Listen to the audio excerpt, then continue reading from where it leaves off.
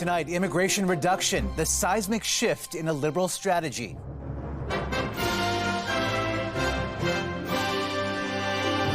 Canada cuts back on permanent resident targets in a major policy pivot. We adjusted. Did we take too long to adjust? I think there's some responsibility there to assume. The reasons, the risks, and the potential impact on the future of the country. Are you planning on staying as Prime Minister past October 28th? Yes. Justin Trudeau digs in, dismissing calls for change. A fiery, fatal crash sparks new questions about electric vehicle safety. All you see is this bright yellow, red, orange burst of flames. Like, it is so intense. I believe that they have paid their debt to society. Plus, a potential legal breakthrough for the Menendez brothers in a decades-old case capturing global attention. And bridging a gap, one goal at a time. And it's not just something else to play, it's a higher level. A new league expanding the hockey horizons for women.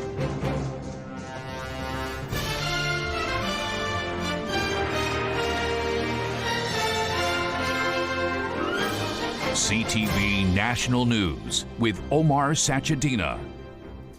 Good evening, everyone. A major move by the Liberal government today to slash immigration targets is triggering warnings from business and migrant groups tonight. The policy shift comes after criticism that increases to immigration and population growth are putting pressure on housing and affordability. But as CTV's Mike LeCouture reports, there are concerns about the impact of the changes.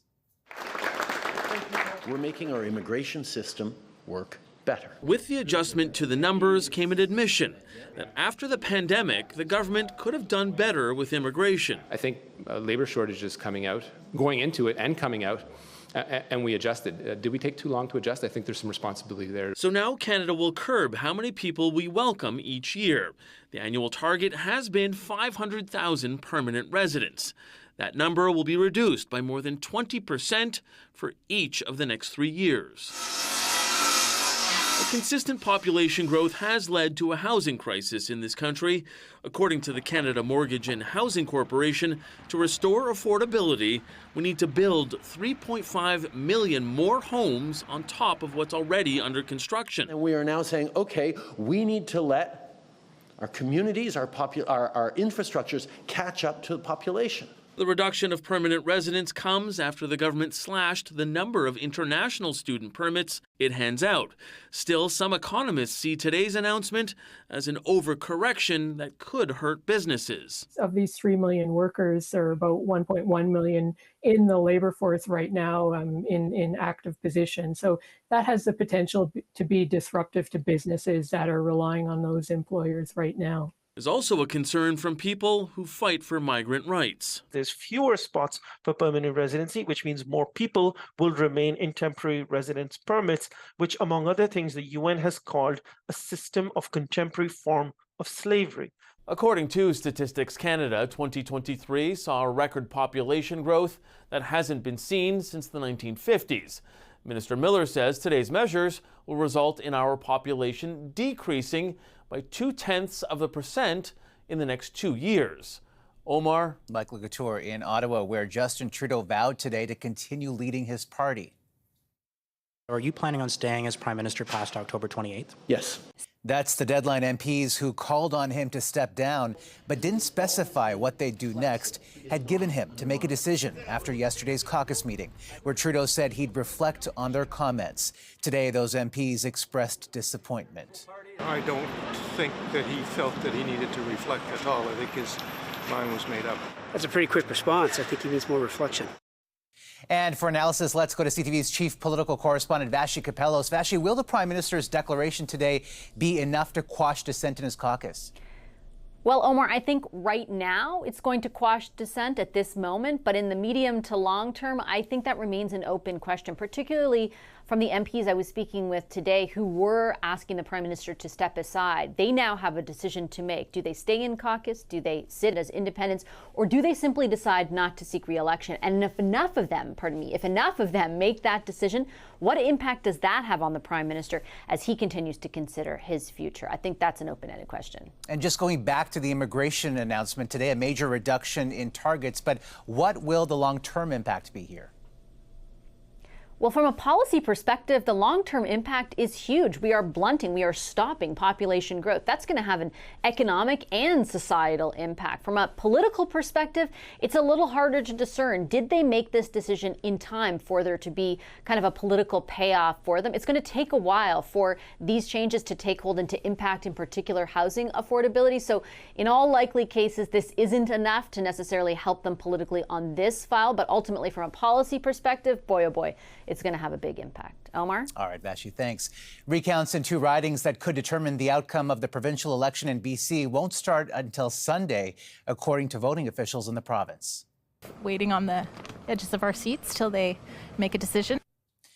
Neither David Eby's NDP nor John Rudstad's Conservatives secured the 47 ridings needed to win last Saturday. Montreal police arrested 2 minors today after 4 teenagers were stabbed outside a high school. It's pretty sad to see this go down. I never imagined this could go down. It was just like a feud with 2 schools. 2 groups of students got into a violent altercation this afternoon in an alley near the school. 3 teens were taken to hospital. 2 schools in the area were briefly locked down, then reopened.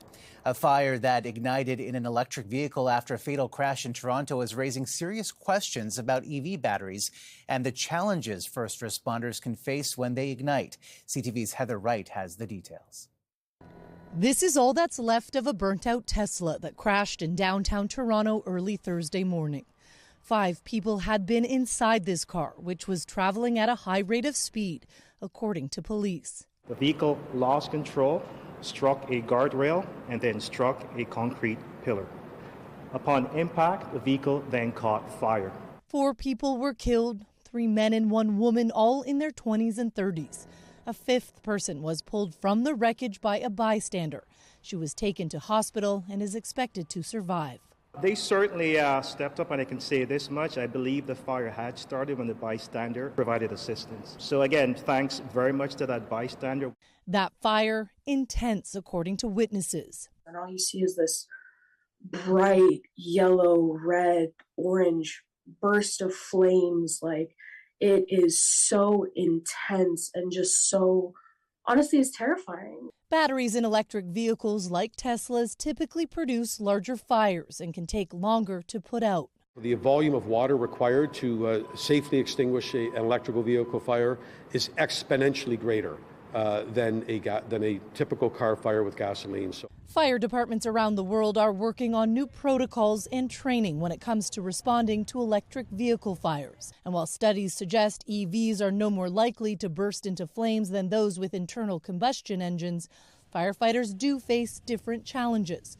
The location of the battery can make it harder to extinguish the fire, and special care needs to be taken when disposing of batteries, as they can reignite weeks later. At this point, officials say it's too early to know whether it was the impact of the crash or the fire that killed those 4 people inside the vehicle. Police are appealing to any witnesses to come forward. Heather Wright, CTV News, Toronto. An extraordinary new development today in the legal journey of Lyle and Eric Menendez, convicted of murdering their parents. The Los Angeles District Attorney is recommending the brothers who say they were sexually assaulted be resentenced, meaning they could be released after serving more than 3 decades behind bars. CTV's Joy Malvin reports. It was one of the first televised court cases that captivated America. It broke me. Did you cry? Yes. My dad had been molesting me. Brothers Eric and Lyle Menendez weren't believed, even mocked, more than 30 years ago at their trial. Prosecutors said they murdered their parents, Jose and Kitty Menendez, for money, sentenced to prison with no hope of ever being set free until now. They have been in prison for nearly 35 years. I believe that they have paid their debt to society. The district attorney is recommending the brothers be resentenced and eligible immediately for parole. Now in their 50s, their case attracted new attention online, in Netflix dramas and new evidence backing their claims of abuse, all of it kicking off a campaign to free them by dozens of family members and celebrities. Thank you to District Attorney George Gascon. This step gives us all hope that the truth will finally be heard and that Lyle and Eric can begin to heal from the trauma of their past. A key piece of evidence, a letter Eric wrote to his cousin before the murders detailing the abuse. "I've been trying to avoid Dad," he wrote. "It's still happening, Andy, but it's worse for me now." And a former member of the boy band Menudo, Roy Rossello, alleges Jose Menendez raped him when he was just 14 years old. But in the brothers' second trial, evidence of abuse was limited. This decision is not just a legal matter. It is a recognition of the abuse my cousins endured. Tomorrow, the DA will request resentencing of the brothers and a hearing, and if the judge grants it, they could be released in a matter of months. Omar? All right, Joy, thank you. There are tragic new details tonight about the young woman who was found inside the oven of a Walmart bakery over the weekend. CTV's Paul Hollingsworth on the family member who found her as the community prepares for the funeral. 19-year-old Gursimran Kaur, known as Simran to her family and friends, moved to Nova Scotia 3 years ago and worked at this Halifax Walmart. Saturday night, she was found dead inside the store's bakery oven by her mother. She's psychologically, you can say, in pain. A memorial is set up outside of this Walmart, which remains closed. The Maritime Sikh Society has launched a GoFundMe campaign to support Kaur's family. The post also includes details about how the mother discovered her daughter. And her mobile phone was switched off, and she tried to get involved staff there, and it was around 8 or something, I'm not sure, that she found the body. Kaur's grieving father and family members have applied for an emergency visa to travel from India. In the next 2 or 3 days, we are expecting them to come here. The police investigation into the death is ongoing and foul play has not been ruled out. The tragedy has sent shockwaves through the community. It's like brutal. Very, very, very sad. Think about that when I'm home, it's scary. There has been a lot of speculation on social media about the details involved in this tragedy. The Maritime Sikh Society is urging local police to have more updates so the focus can be on the truth and not on rumors. You see all this stuff on the social media that mostly is not true. Then really it impacts the family. The GoFundMe page has already raised more than $160,000. Paul Hollingsworth, CTV News, Halifax.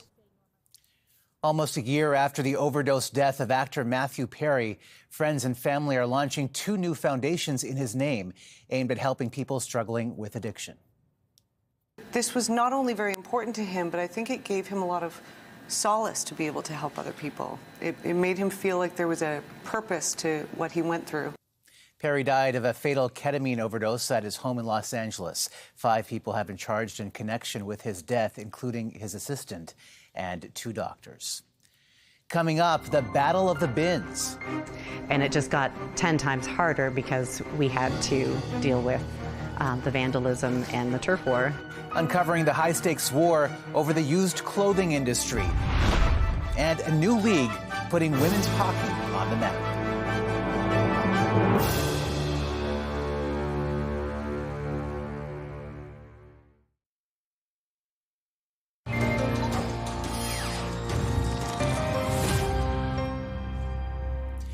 We are learning more tonight about the alleged links between organized crime groups and a surprisingly valuable industry, clothing donation bins, that police say may be connected to a rash of assaults and arsons.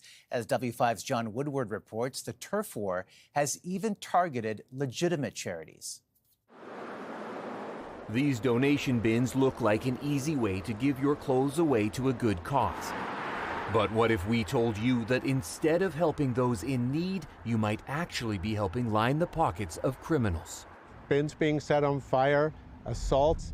Retired York Regional Police Inspector Dieter Boheim says shady players muscled in on the bin industry. You have people with some pretty nasty backgrounds involved in it. To me, it's a crime of violence. W5 has obtained exclusive Peel and York Regional Police intel reports, along with court records that suggest some bins scattered throughout the Greater Toronto Area are believed to be tied to groups of Italian and Albanian organized crime. What was called Albanian organized crime groups that were involved in dealing with these charity collections of bins. Why would organized crime care about your used clothes? It turns out your rags are their riches. Last year alone, records from Global Affairs Canada show $181 million in used clothing was shipped overseas. We were bullied. Sylvia Crampell of the Kidney Foundation of Canada says her organization raises about $1 million a year from donated clothes, and others wanted a piece of it.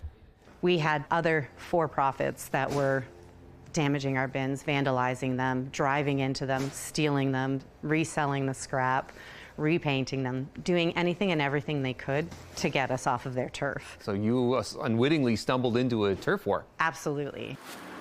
And it may not just be the value of clothes that's appealing to criminals. The Peel Police Intel report bluntly states the used clothing industry is known to be a lucrative cash business, thus making it attractive for organized crime to become involved as a way to launder money. If I was in that business, and I was also, say, in the drug business, I have cash income from various criminal markets, I can launder all that money through one main business, being my used clothing business. The fight for control of the bin industry erupted in 2013. That's when, here in this Orangeville, Ontario parking lot, men from rival bin organizations got involved in a violent altercation. According to a bail hearing transcript, 2 men had their windows of their cars smashed with baseball bats, 2 others charged with assault. They entered into a peace bond and the charges were withdrawn.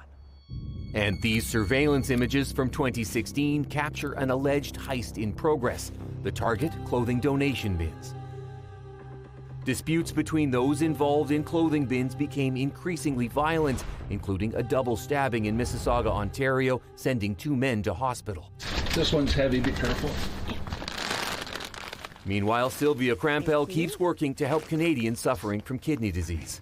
The job is already hard enough as it is, and it just got 10 times harder because we had to deal with the vandalism and the turf war. And if we don't raise that money, it takes away from what they can do for kidney patients and for Canadians. Crampell wants anyone out to donate clothes to watch the signs on the bin. Otherwise, there's a chance their valuable clothes are going to fund organized crime. And tomorrow, John tells us about the surprising number of bin owners who have criminal records and how one city is fighting back. Still ahead. Police have a responsibility to the public to fairly and impartially uphold the law. Calls for change following an allegation a cop broke the law.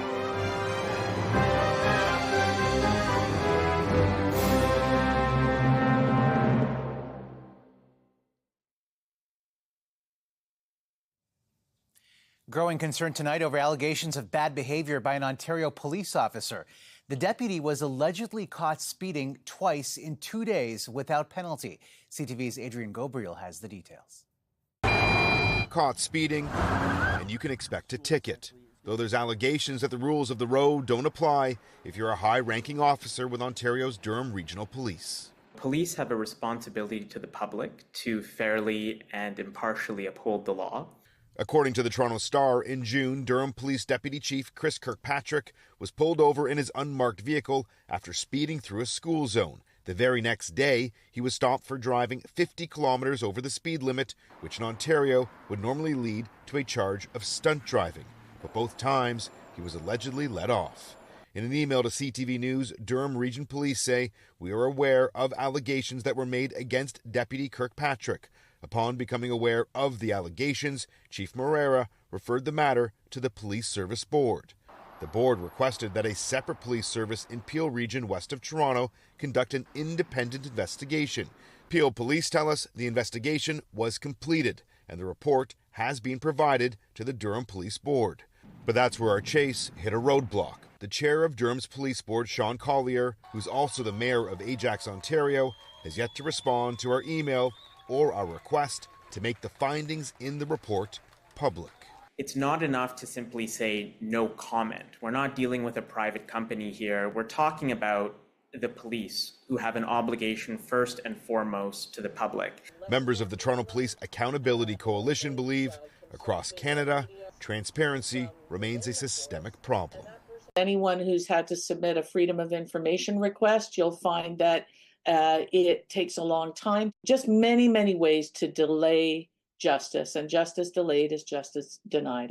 This comes as the force here in Durham Region remain under a separate investigation by a civilian police commission for allegations of corruption and abuse of power. Adrian Gabriel, CTV News, Pickering, Ontario. Coming up. Honestly, it's crazy how professional they're treating this. High-level women's hockey hits the ice in St. John's.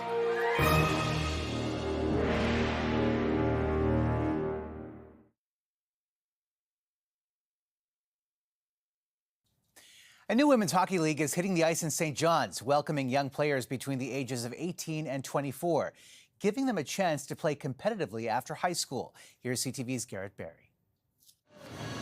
An early preseason matchup means a mix of nerves, focus, and excitement. It's definitely going to be high caliber, especially where a lot of us girls haven't played elite levels maybe in a couple years. The Women's Junior A Hockey League facing off for the first time this year. The dedication showed by everyone, the coaches, everyone. Honestly, it's crazy how professional they're treating this. Organizers say there's been a gap in the hockey world for years, and they say this league represents the next step. One of our core goals, objectives, was to build a quality program, both on and off the ice for these young athletes. And that wasn't just the product, the competition, but having good quality coaches. The women's game is growing, 100,000 players registered with Hockey Canada this year.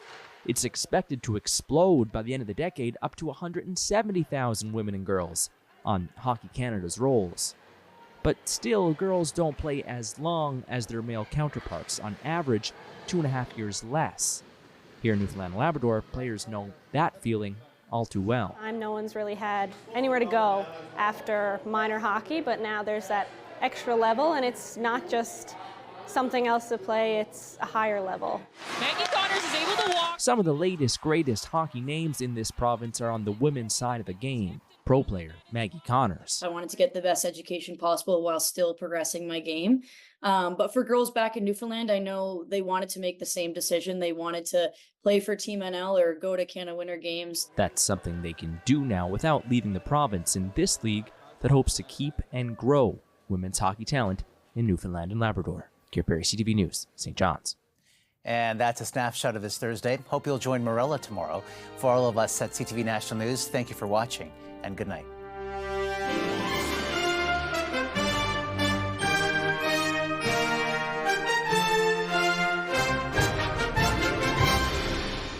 CTV National News, Canada's #1 newscast.